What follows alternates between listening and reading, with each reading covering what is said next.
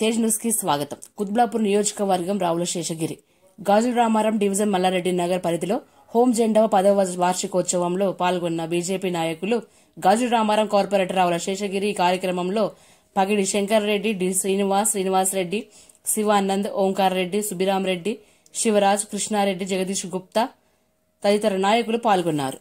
Hari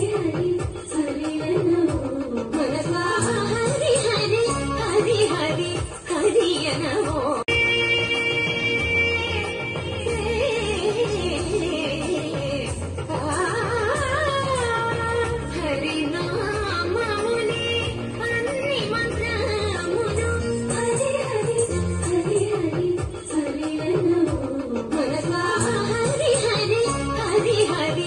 Hari Hari